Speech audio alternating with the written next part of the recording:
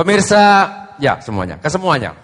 Pemirsa Malang TV yang baik hati, yang budiman, yang mudah-mudahan semuanya hari ini bahagia. Karena diberi kesempatan untuk melihat semua calon pemimpin kita. Kita ikuti sesi klarifikasi. Kita mulai dari siapa?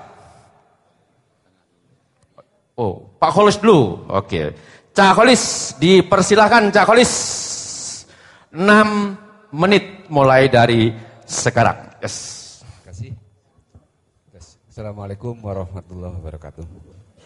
Assalamualaikum warahmatullahi wabarakatuh. Para calon wali kota dan calon wakil wali kota Kota Malang periode 2013-2018 yang saya hormati, Pak Aji, Pak Doa, Bu SR, Pak Raja, Pak Dadi, sama Pak Dwi, Pak Udin.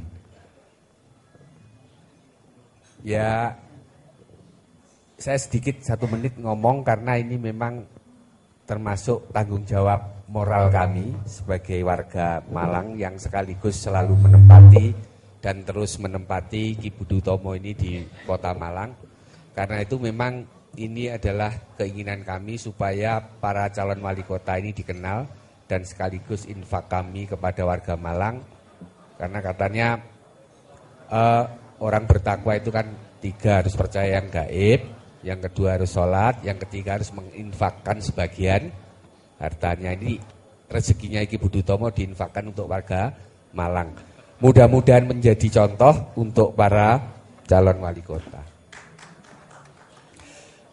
Melihat paparan dari Bapak dan Ibu tadi, saya kok berpikiran begini. Tadi sudah mantap semua gitu. Seandainya ini rembukan gitu, kira-kira yang jadi wali kota siapa, kemudian yang jadi wakil siapa, yang jadi kepala dinas pendidikan siapa, kemudian yang bagian bendahara itu, yang bagian itu kira-kira akan maju kayaknya. Terus bagian departemen dinas pendidikan agama begitu mungkin sudah klop ini karena sebagai penjaga gawangnya. Nah, sekaligus yang lain-lain mungkin juga bisa menata yang lain. Karena tadi saya lihat ini dari 6 ini melengkapi. Tapi secara umum bahwa yang sangat dirisaukan adalah persoalan disparitas, persoalan kesenjangan.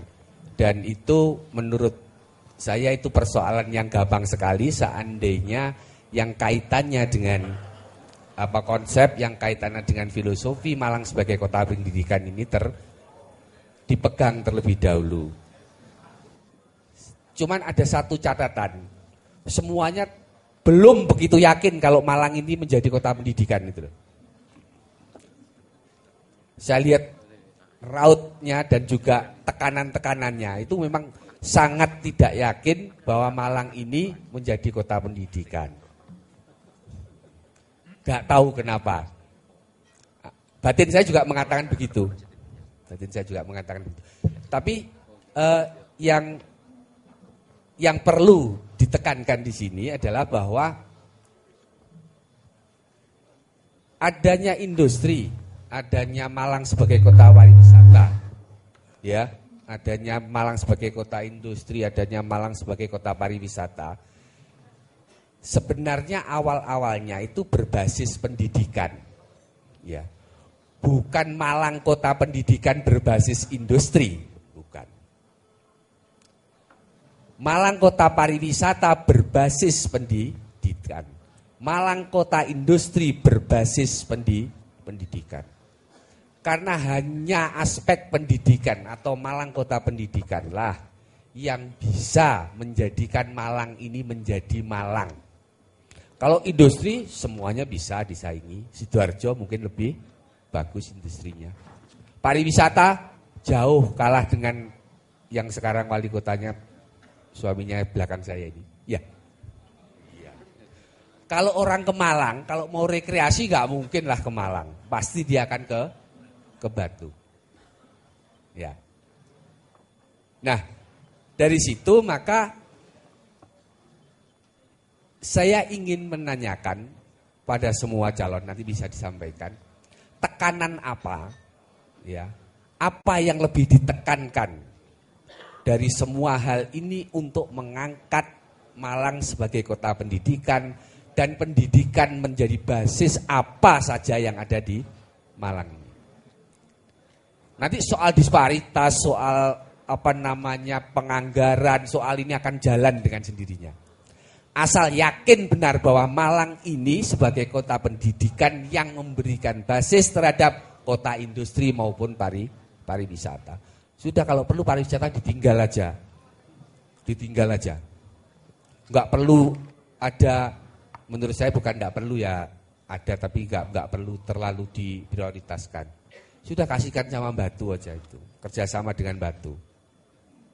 Mungkin industrinya kasihkan sama kabupaten. Malang pendidikan tok. Memang ngurusi pendidikan itu enggak banyak untung memang. Mungkin Bu Yayu ngerti karena dulu pernah jadi guru SMA swasta gitu.